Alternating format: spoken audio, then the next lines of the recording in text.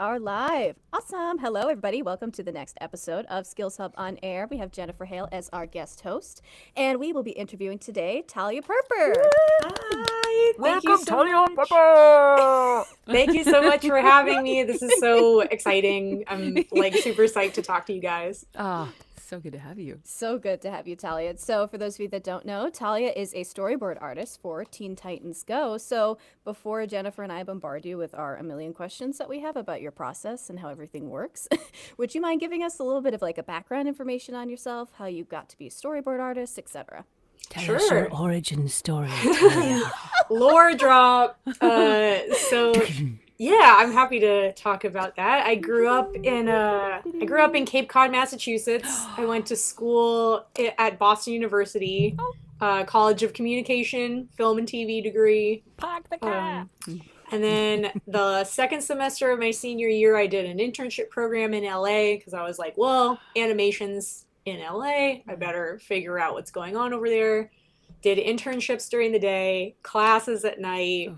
And then after class, I'd be like looking for jobs, looking for apartments, like, you know, the gauntlet, the boot camp. And then I found a day job, like pretty like miraculously that I could start immediately after graduation. It was just at a graphic design company that made movie posters. So I would like watch the movies and then synopsize the movie for the designers so they didn't have to spend 2 hours watching the movie just to design the posters. So not totally relevant to exactly what I wanted to do, but good enough that I could put a roof over my head. Story and visuals. Yeah, You know? Yeah. exactly. So I had that job, and I also moved out with my then boyfriend, now husband. So we were rooming together in a little sublet, and then we found an apartment. And I was working this job and taking classes. So I would like at BU, they had some animation classes, but it was kind of weirdly segregated where like there's the film school over here on this side of campus, and then there's the art school like way down on the other side of campus. And because of my requirements, I wasn't able to take that many like drawing or animation classes there. And it wasn't even like a major. So I took some a la carte type classes out here online. One of my teachers was Rad Seacrest, who's this DreamWorks guy.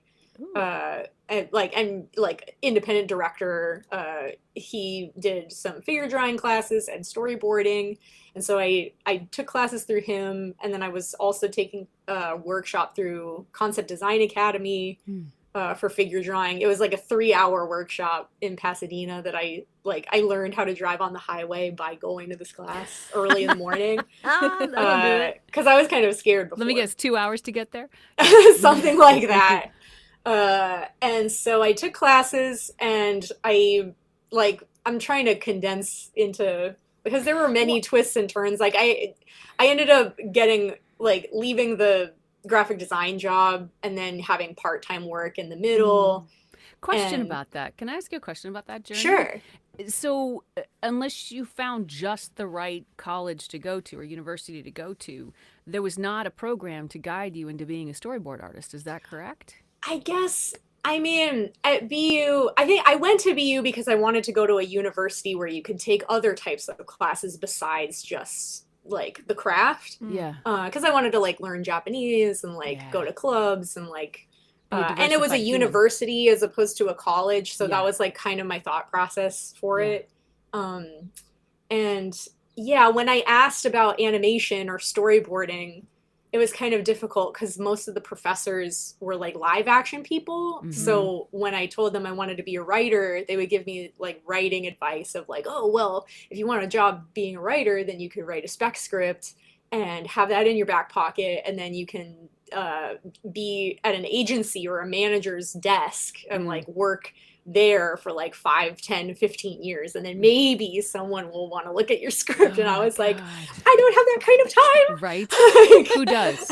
Who does? So- Tell me who does. Yeah. So I think because I had seen storyboard artists posting on social media, and I was already kind of aware of storyboard artists as a job, I started realizing like, oh, maybe that's the avenue into like writing and storytelling. Yeah. And my professors at BU, they taught me a lot. Like, I still use what I learned at school on a daily basis in terms of composition, but in terms of like the drawing part, they were like, well, you're going to shoot it live action anyway, so like why are you putting so much effort into the drawings? And I'm like, because somewhere in time in the 1990s and early 2000s, somebody's going to be sitting in their tiny little apartment and wait for that thunk on the door when the storyboard lands with the script attached to it. And she's going to pull it out and pour through the whole thing. And your drawings are going to guide her through every moment. Or in 2025, she's going to be standing in the studio or looking at the Zoom when they're going to flip through your storyboard to show them what's going to be happening. And it's everything to us. It's everything. It's the blueprint. Yes, exactly. So well put. So, right. So where was I? I took classes in LA, and then I was using that to like build my portfolio, which was honestly not that strong at the time. Most of the best things that happened to me were through tests. And I got those tests through like mutual friends that I had made through like, I went to drink and draws. I went to Zine Fest. Wait. What's a drink and draw? A drink and draw is just like, people host these events where they meet up at a bar, everyone brings their sketchbook, and then everyone's like drawing at the same time. Where and do you we just like find make these? each other laugh. I think I just lucked out because I happened to know someone who was hosting such a thing. And if you have the opportunity to host such a thing, what a service to provide to your community. There you go, kids. Host a drink and draw. Yeah. I mean, it doesn't have to be a drink and draw, but like any kind of event could be a where coffee and drink. Could exactly. be a coffee drink or a soda or a water. Yeah, exactly. So it was just a way for me to socialize with other artists and writers and such. And while I was there, I would hear like, oh, this is what's happening at my job.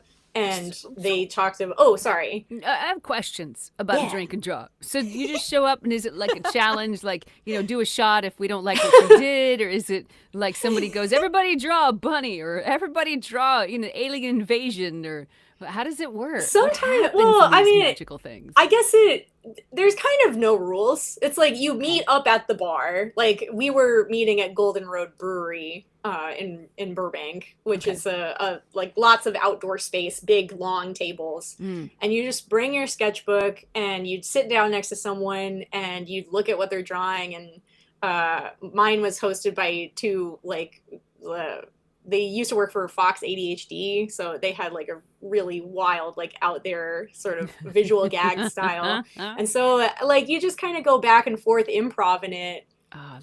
Or you'd work on something that you had as a personal project and you'd show other people. That was also where I started making zines, because I saw that people would make these little like a zine is just a self-published comic or self-published anything, to be quite frank. So I was making these little mini comics to share with my friends as sort of an exercise to be like, how do I play to my strengths? Like, what's a story that I can tell that's short and gets my work in front of people immediately? And that was kind of a game changer, because before I had business cards, and it kind of felt like every time I gave my business card to someone, it would just go directly into the trash.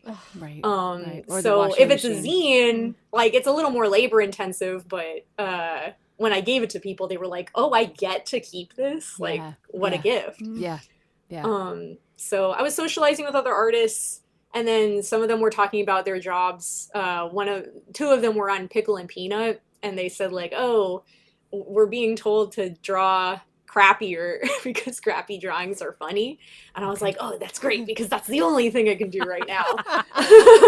And so they connected me with the recruiter and said like, oh, just politely ask for a test.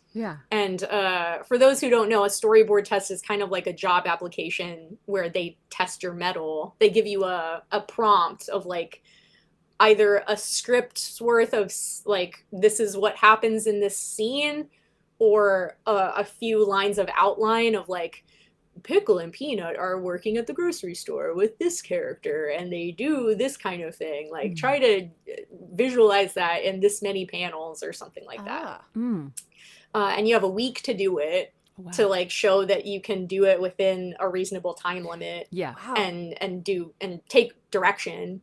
And so I took a bunch of these types of tests, and Pickle and Peanut was the first one that hit for me, where they liked what I did. And so I worked for them for like one episode, because they were running through freelancers like crazy Wow. in the second Interesting. season. And they were looking for someone who like got it right away. And I was definitely not at a point in my career where I could get it right away. So I don't blame them in retrospect, but I was like, oh no. Yeah. Yeah. And then after that, I was like also working part-time, like food service, you know, like just figuring my life out in general. And like, I also want to be transparent of like, my parents helped me out during the roughest times. And Yeah. I've always tried to bring that up as like, you know, you got to use as many tools as you have Yeah. at your Yeah. disposal. And obviously I don't like rely on them to the same degree now. Right. But yeah, like there was that interim period, and then I took another test for this show called Yabba Dabba Dinosaurs, and that was like my second job ever, and that was in Flash or Adobe Animate as opposed to Storyboard Pro, which is kind of like the industry standard. So I learned Flash on the job, and I had crazy imposter syndrome, like they're gonna figure out that I don't actually know how to do this. Yeah. And Spoiler alert, they may know. That's why it's called a test. exactly. So that was like such a gear shift, because on Pickle and Peanut they were like you know, they already had an idea for the show. It was the second season, and yeah, but it was the first season, like they were figuring it all out. So I was like, oh, like, do you have backgrounds, do you have like character designs? And they were like, no, make it up. And I was like, oh, okay. And so I was like figuring out the show with them at the time. And despite all my imposter syndrome, after like maybe 7 to 9, I think about 9 months, they one of the directors left, and then to go work on Animaniacs. Oh. And then there was an opening, and they asked me like, hey, Talia, you're doing really well. Do you want to be a director? And I was like, Just say yes. Just say yes, Talia. Are you sure? You'll figure it out as you go. Just say yes, please. So I said yes. Woo! And that was such a highlight of my career, was like learning in that environment where I was very supported. And then that show got canceled because of the AT&T merger. But then WB is like relatively good at keeping people and rolling them onto new shows if they can. So I took a test around that time for Teen Titans Go, and then I started working there January 2019. So I've been there, I guess, about 6 years now. Wow, that's amazing. Yeah. That's awesome. So I hope that was brief enough of lore. I know it took a lot of weird twists and turns. It's that, like any good lore. It had Yes. excellent twists and Yes. turns. A bit of mystery, some new information, spells we never knew existed. Truly. It was fantastic. Yeah, so that's my story. I love storyboarding. I'd love to direct again. And I was just talking to Zelda earlier about how it's so fun to interact with the voice actors during the records. Because when I was directing, you know, you go to the voice sessions once a week, and you're just focusing on what's in front of you. No meetings, no like notes or like keyframes, stuff that you have to worry about. Just like you're there in the present moment with your actors, and you get a good opportunity to like get the most out of them that you can. We have a question in the chat here. A question for Talia. What's it like being a storyboard artist? So like, if you could kind of give us like what's a day in your life like? What is it like? Sure. So on Titans, I'll also preface this by saying that because we work in Adobe Animate, the schedule or pipeline is a little bit different than it would be on Storyboard Pro shows. Storyboard Pro is kind of the industry standard that's panel to panel. Like you have a file that's like full of different panels, and you just change things as you go. And in Adobe Animate, because it's a timeline, we go straight to animatic when we're doing boards. So like, so Oh. we're timing the boards as we're going. Like, it's hard for me to even like think about how not to think about timing. Will you describe to people the difference between animatic and storyboard for people who aren't as familiar with that? So a storyboard just by itself is the individual panels, like image to image. An animatic is essentially a timed out or animated, quote unquote, storyboard. Is it the difference between when you would draw your parents a picture and then you'd make in that little book that flips and shows you everything Yeah, moving? yeah, essentially. I mean, with boards, you're only drawing the key poses, like the ones that tell the most story. You're not going frame by frame the way that the animation department would. Yeah. So, I mean, some would look at boards from Titans and be like, this is an animated cartoon. But at the end of the day, you know, if I'm drawing a walk cycle or like Robin walks on the screen, I'm only really drawing one pose of him with like his leg out and the other leg behind. I'm not drawing the entire walk cycle. Yeah. So on Titans, we have 4-week cycles. So each 11-minute episode is divided between 2 board artists, and they're overseen by 1 director. And we have 6 board artists, so we're working on like 3 episodes at any one time. So I would get usually like the first half of an episode because my specialty is character acting. So I usually get scenes that are like here's a bunch of exposition, and it's like really boring. So they're like, Talia, can you make this visually interesting in some way? And then there are other people on the team who are more like action guys, or like heavy slapstick guys, or like this guy's like the technical whiz, and like the scenes are delegated in such a way that they're trying to assign people's strengths to different parts. So let's say I get the first half of an episode, that's about like 5 to 7 minutes, or like the scripts are 14 pages, so like around 7 pages of script. And it's a script-driven show, so I get a script and not an outline to start generally. Oh, interesting. And we also get, usually the voice acting is done before we start boarding. So we get a big file full of all the voice actor audio. And then sometimes there's like multiple takes, and I can choose which one I think is like the funniest. That's I cool. love Sometimes. I mean, like I talk with the director about it, but like you want to put yourself in the director's seat as much as you can to like reduce the number of things that the director has to do.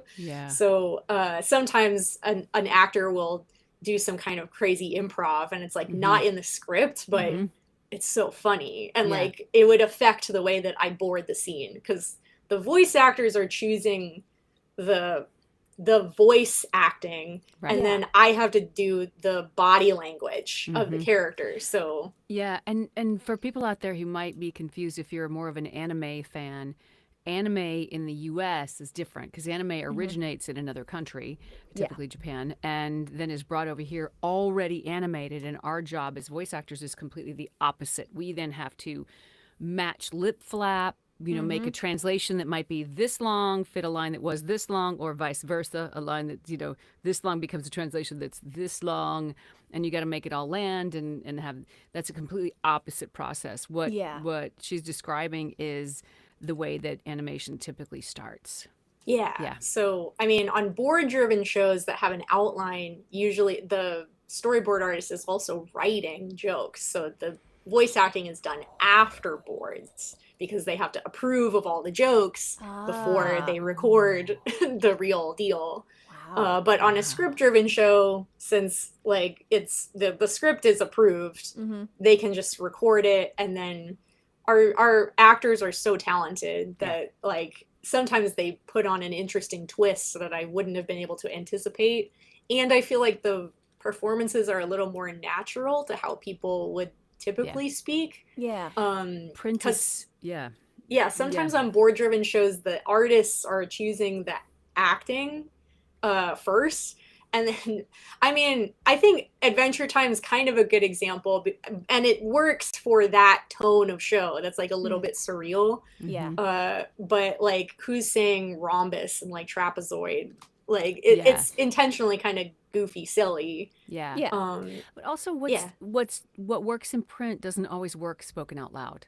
Mm-hmm. We run Yeah. into that Yeah. all the time. Maybe fantastic in print, but you open your mouth, you're like, Yeah. Right. So Right. that's something that Yeah. I bring up when people are like, oh, I want to like make my own show, and I'm conflicted on whether to make it board driven or script driven. Mm. Like, those are some of the considerations to keep in mind, is like, what is the direction that you want to go with the voice acting, and how will that affect, like, is this a more natural performance, or are we trying to go like a little weird with it? Yeah. Yeah. Interesting. So yeah, for the schedule, the first 2 weeks are roughs generally. Like, I'm just like, it doesn't have to be good, it just has to be there. And then the second 2 weeks, we get notes from the directors and the showrunners. I'm talking with the director throughout the whole process, but then we get showrunner notes in week 3, and then we clean everything up and address revisions as we clean for the second 2 weeks, and then we're done, and then we do it all over again the next Monday. Take the weekend, recover, go drink Yeah, and write, and come back. It can be a grind, drink and but draw. like the show, each season usually ends in a hiatus, because like, when we run out of scripts, then there's nothing to board. Yeah. And we actually just started back on after a long hiatus of like Oh, wow. 4.5 months. So I'm happy wow. to be back. Yeah. So what is your day? Is it like a Monday through Friday, 9 to 5? Is it Yeah. okay. And at WB, at least, you can do hybrid. So Oh, cool. like, I don't have like a super strict schedule. I basically stay home on the days where I have chores that I need to do, but I like to go into the office as much as I can to like develop relationships with Yeah. Oh, the yeah. other people in the office, and like hear about things that I wouldn't otherwise hear about, like on other productions. So it's fun, and yeah, it's cool. I think I try to come in like maybe at least 3 times a week. Yeah, that actually kind of leads into a question that I was thinking of. So for us with voice acting, the pandemic kind of completely changed things. It made everything way more accessible. There is now remote sessions, it doesn't matter where you live, you have the opportunity to voice act. What would you say the pandemic did for storyboarding? Do you think it made it more accessible? Do you think it made a difference? Well, I mean, especially during the pandemic, animation was one of the only industries that could continue as per usual. Yeah. Which I always try to bring up as, as a member of a union of the animation guilds. I'm like, hey guys, like, we should know our worth. Yes, 100%. But I know, like, from a personal point of view, it was stressful, of course, to be suddenly like, oh, actually don't come into the office. We were scheduled to come back like around March that year. Oh. And they were like, timing. okay, like we're going to start. We basically did that whole season, or a majority of it, from home. Wow. So thankfully I had my computer and I had a good setup already with the equipment that I need. I have a that's good. Cintiq 22 HD for anyone asking. So I have a Mac, and I had all my stuff ready to go. In terms of how it affected jobs, I mean, like, right now we're in kind of a dry period, because and it's still up for debate, like, why that dry period is happening. I think part of it is because of these corporate mergers that like are very expensive, so all these companies are basically like, we have no money, we don't know. Well, and there's so much uncertainty with the larger political climate, and business doesn't like uncertainty. It knows risk, and it's, business investing, all of it is designed to manage risk. Very, very, very skilled in that. But uncertainty is a whole other ballgame, and we are smack in the middle of uncertainty right now. Yeah, so I think, at least from what I've seen, there's a sentiment of like quality over quantity, even though that was the complete opposite of what they pitched streaming to be. It was like, oh, quantity, like, we have everything in one place. But now it's like, oh, actually, psych. So just kidding. So I think I'm optimistic that now that we have an approved contract with the guilds, and the studios, like there was a long and difficult negotiation process. Now that there is a contract and they're able to figure out budgets for new productions, like I'm starting to see new titles popping up of like, oh, we're starting production on this thing at WB, or like we're starting like, oh, I have friends who are on this new mysterious new show over here. And then there's the indie scene, which I'm like really gives me some hope, because like that really changes the game in a major way, and I'm excited to see more studios like that emerge now that a sustainable type of model has come out. Where does the financing come for the indie scene? Where does that, because this all takes money, right? So where does the money come for the indie scene? Well, I don't know for sure, because I haven't worked in it like in a direct capacity, but my husband works at Glitch, which is how I know Zelda. And from what I understand at Glitch, a lot of their financing comes from a merch. Like they make these shows that are really popular, and then like the monetizing of the views is kind of secondary to encouraging people to buy really high quality merch. I see. And I think it's assisted by the fact that Glitch is based in Australia, and Australia has tax credits for like if you hire this many artists in-house in Australia, then like you get a kickback. So that makes it a little more sustainable for them. So I mean, I'm not an expert, but like I think moving a little bit closer to merch and also the filling of a void, like with Glitch specifically, they have so many young adult shows. And for the longest time, I was like, why is no one acknowledging young adult as a category? Like there's so many, like manga is as popular as it is in Barnes and Noble because like it's just such an underserved market in like American comics. Like there are just so much fewer stories, like types of stories that you can tell.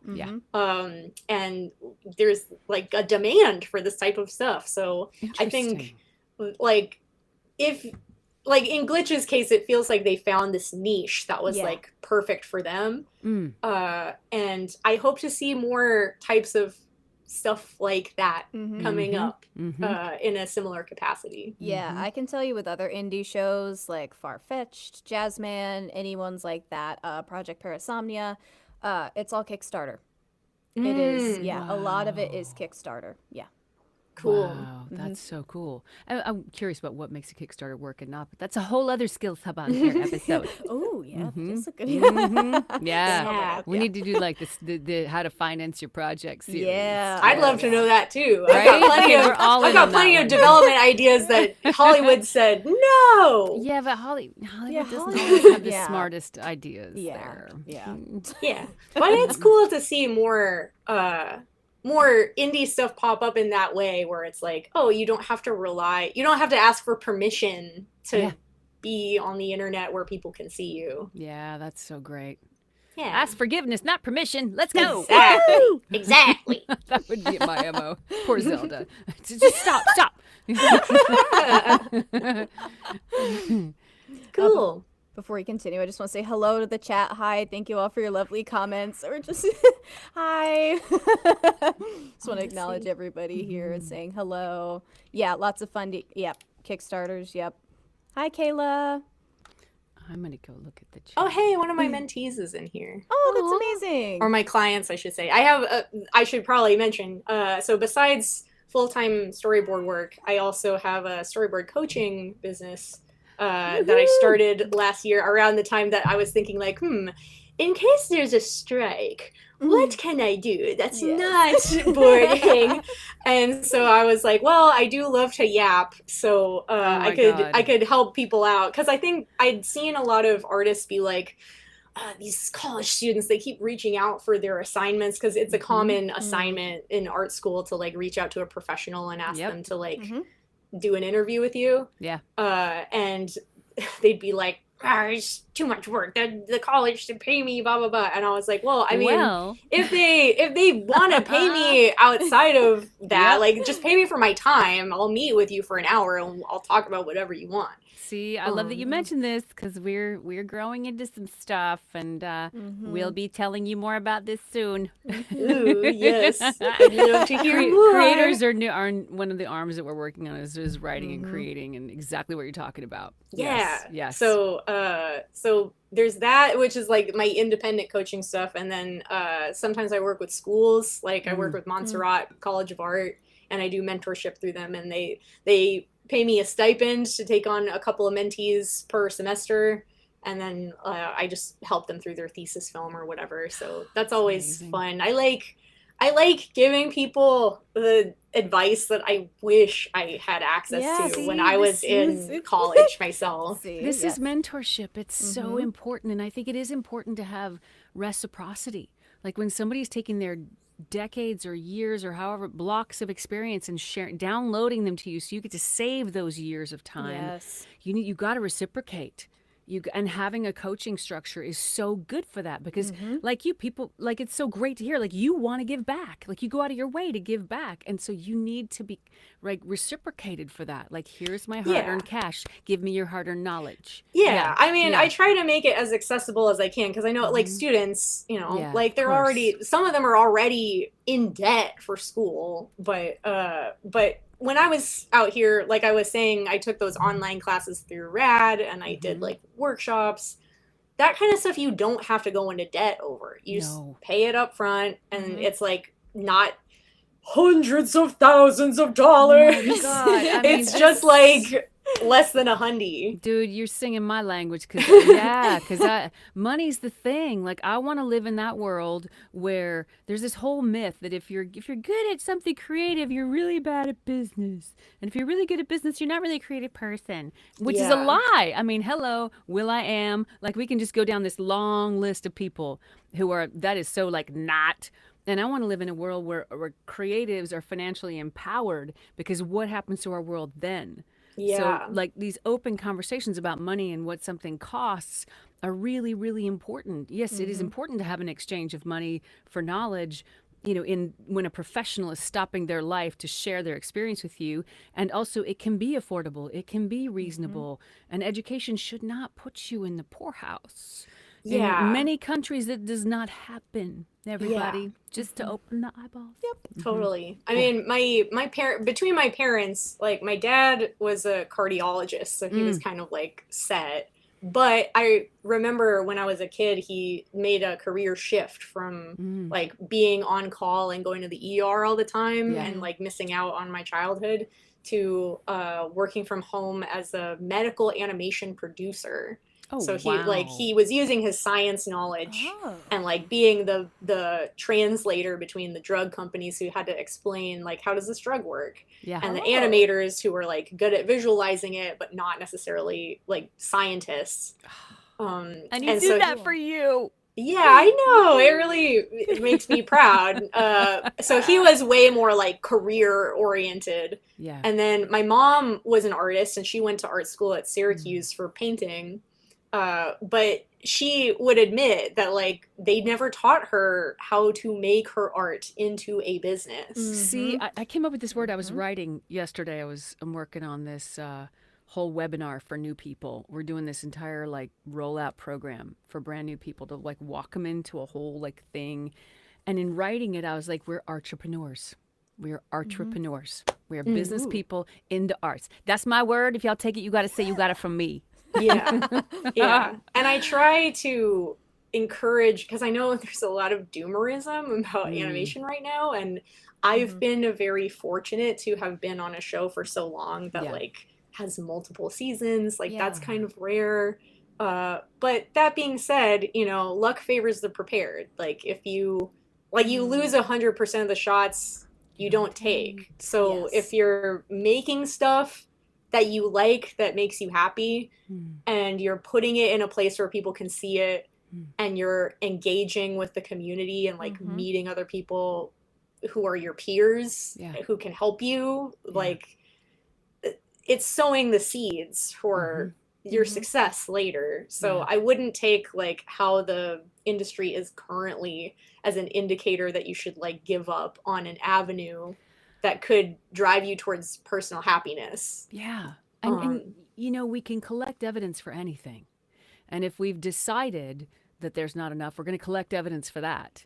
And if we've decided that there's plenty to go around, we will collect evidence for that. And that's the reality we'll live in. It's like that hilarious, I don't know if it's a parable or what it is. It's like somebody comes home and this boy, it's like a 1950s thing, is sitting in a giant pile of horse poop just digging away because he's always wanted a pony. And like, what are you doing? He's like, there's a pony in here somewhere. Exactly. That's so my movie, you know? Yeah, I mean, I also don't want to sugarcoat the current status of things, because I have plenty of like peers who are like moving to other cities or they're like working remotely or they're taking on other works, like just to help them coast through this like difficult time. But that being said, like there are doors that we don't even know exist yet. Like the stuff with Glitch is like totally, I've never seen anything like that be that popular. So I think it's important to like hold some space for potential hope, you know? Yeah, and we don't know what we don't know. Exactly. And as long as you're making stuff that you like, that's like bringing you some form of joy, you will get really good at doing that thing. Like, and who knows how you can apply that skill. Like storyboarding applies to so many types of things, because you're composing the shots, you're a cinematographer, you're a director, you're a like you're choosing voice lines, like there's so many, you're a designer, like you're figuring out like how things generally look even before it gets to design. So if you think about that from a can-do sort of perspective, then you can like make all this stuff that will make people smile, you know? Yeah. So trying to like empower people as much as you can. Making stuff is the way to get better at doing stuff. Exactly. Oh my God, I could probably hold you hostage for like another hour, but Same. I do love to yap, but I know that time is limited, so I don't want to go over. I don't want to overstay my welcome. This Oh my has God, been totally, amazing. yeah, You have to come see us seriously. again. You have to come Yes. see us again. Oh, thank you come so back, much. 'cause I'd there are love to 500 come- other questions I didn't get to ask. So.